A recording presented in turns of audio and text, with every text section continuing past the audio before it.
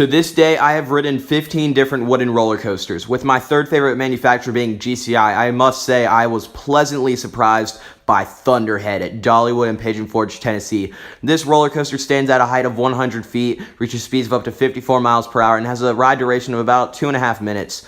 Pretty good stats for a GCI, actually. So let's get right on into this review. So when you go up to Thunderhead, you're going to notice that it is a massive wooden structure that just twists and turns everywhere you look. There's, of course, the famous sign that looks awesome. And these trains are just so cool. I love GCI trains. They look really nice. And you got Thunderhead on the front. Anyway, when you get inside your car, of course, these are Millennium Flyer trains. So they have about 10 rows, I think, or maybe is it less or more? I don't remember. I think it was 10 rows. But these are, of course, Millennium Flyers. So just let the operators push down your restraints so you don't get stapled or anything, because I mean, these things will come down. They're weird. But anyway, you start your ride with going out into a little mini turn that kind of takes you all the way around before hitting up that lift hill. And this is a loud lift hill. I mean, it is cool, but it's loud. This is one of the older GCIs, I think. So, yeah, it's pretty cool, though. Just to watch this thing, it's really loud. And by the way, this is a loud roller coaster when it's actually going through the layout as well. It just roars. I mean, it's just splintering timber all the way. Anyway, you get to the top, and you're going to go down your first drop, which is kind of like a curved drop. It almost feels like a massive bank turn. So, I mean, if you're not a huge fan of, like, giant wooden drops, it definitely feels more like a bank turn, but it's still pretty good because no matter where you're sitting, you're still going to fly out of your seat a bit. And then after this, you're going to kind of take a turn up into that famous, iconic overbank turn that just takes you down, and it is really intense. I mean, this thing just really pressures you against the seats. It is so much fun.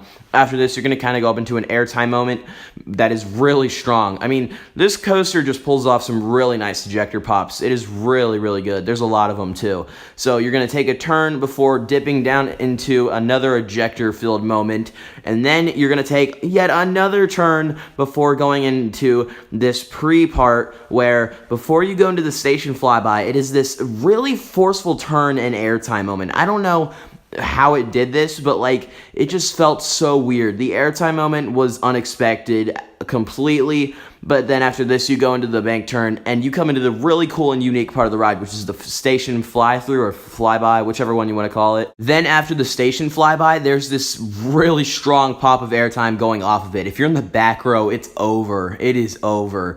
After this, you're going to go into some more bank turns that are really, really fun. They're just aggressive as crap, and you're going so fast. And there are some more ejector airtime pops here and there that you're not expecting, and they're so much fun. GCI airtime pops are so amazing. I love them. But yeah, the airtime pops on this ride are so surprising. After this, you're going to go through a few bank turns more. I mean, there's a lot of turns on this ride. You got to be expecting them. That's all this ride is just bank turns and surprising pops of airtime. Then you're going to kind of sidewind up into the final brakes, and the ride's over. But overall, it is such a great ride. The turns can be huge, they can be small, they can be sharp. The turns are phenomenal. It is very intense. This is an aggressive wooden coaster. The airtime pops are really good. I overall loved it. It was phenomenal. I got to ride Thunderhead 6 times, 2 times in the front, and I believe the rest were in the back. Actually, 3 in the back and 1 in the middle row. Don't know what that was all about, but it was still great. And I also got to ride this coaster 3 times in the rain. 3 times. It was insane. It was so much more intense and aggressive. And just riding Thunderhead in the rain is one of the best experiences I had on any coaster. It was so intense.